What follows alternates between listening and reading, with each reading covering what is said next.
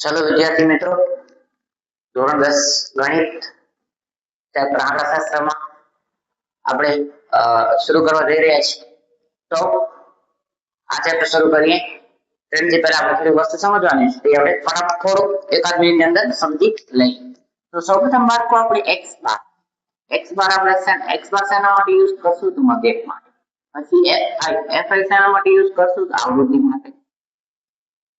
Okay, પછી xi જેને આપણે કહેશું મધ્ય કિંમત. શું કહેશું બાળકો? મધ્ય કિંમત, અથવા બે જે ક્લાસ આપેલા હોય, વર્ગ આપેલો તેની મધ્ય કિંમત અથવા મધ્ય બિંદુ.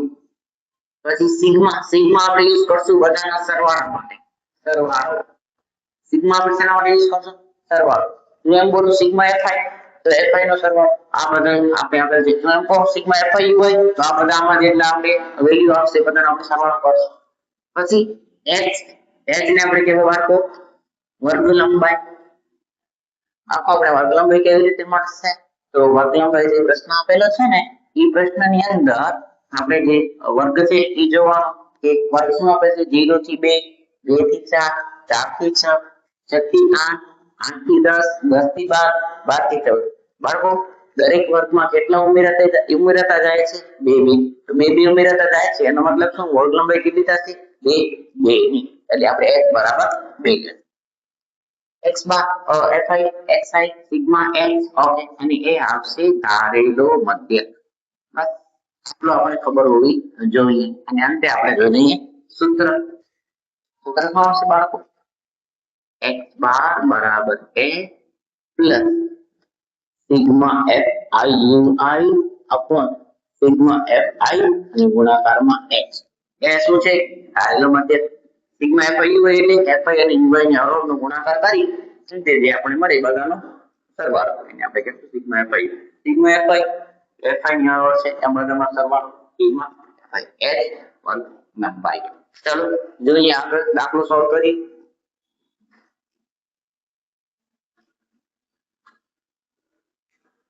ચલો xi કેમ મળશે? તો આ જે વેલ્યુ આપે 0 અને 2 બંનેનો સરવાળો કરે. 0 + 2 એટલે કેટલા થાય? 2. એના સરવાળા 1.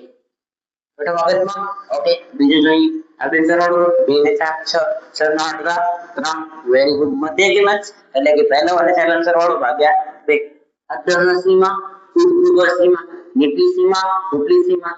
ચલો 4 ને 6 10, 10 ભાગ્યા 2 એટલે 5. જો બાળકો આપણે જે વર્ગ છે એ સતત આપેલા હોય એટલે કે વર્ગ લંબાઈ સળંગ આપેલી હોય, એક સબ xi માં શોધી લેવાનો, જેટલો ગેપ હોય એ ઉમેરી દેવાનો. જ્યારે પણ આપણને વર્ગ સતત આપેલા હોય, સળંગ હોય, વર્ગ લંબાઈ સમાન આપેલી હોય ત્યારે xi નો પ્રથમ સદિશ શોધવાનો રહેશે. પ્રથમ સદિશ કેટલો મળ્યો? 1. હવે શું કરશું?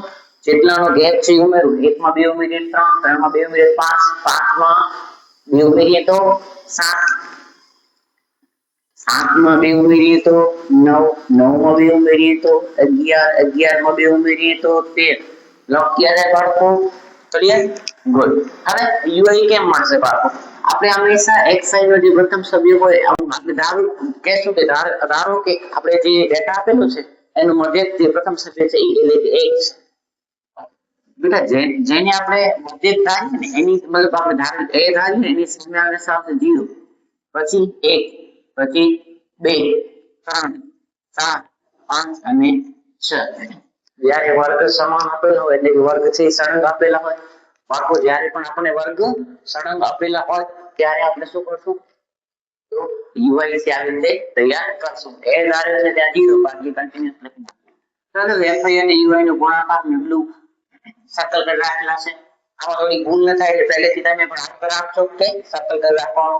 fi અને ui નો ગુણાકાર 1 * 0 એટલે 0, 2 * 1 એટલે 2, 2 * 1 એટલે 2, 5 તેરી 15, 6 ચોક 24, 2 પૈસા 10, 3 7. ચલો સિગ્મા fi ui એટલે બાળકો શું?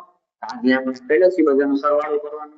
2 ને 2 4, 4 ને 5 9, 9 4 13, 13 ને 21, 2 ને 3 4 5 6 ને 7. ચાલો બાળકો આ બધા સરવાળો કેટલો આવ્યો? 71. એટલે કે સિગ્મા fi ui 71. આ બધા સરવાળો કરો એટલે મિત્રો 3 ને 4 4 5 9 9 છે 15, 15 ને 5 20. બસ સિમ્પલ. મધ્યકનો મધ્યક શોધવાનું છે તો લખવાનું મધ્યકનું સૂત્ર x બાર બરાબર a plus sigma fiu upon sigma fi ગુણ્યા x. ચાલો બાળકો a કેટલું ધાર્યું છે આપણે 1 અહીંયા આવશે 1 સિગ્મા fiu કેટલું આવશે બધા સરવાળો એ પોતે મને જનરલી કાઉન્ટમાં રાખી દેશે. ઓકે અને સિગ્મા fi કેટલો છે બાળકો 20 સિગ્મા fi 20 સિગ્મા fiu 71 અને x કેટલો છે વક્રલંબાઈ કેટલાનો ગેપ છે 2 નો ત્યાં શું છે 2. હા આમ પણ કરી શકીએ આપણે આમ પણ કરી શકીએ 2 ના 20. ચાલો બાળકો 71 ને 10 વડે ભાગીએ તો શું આવશે 7.1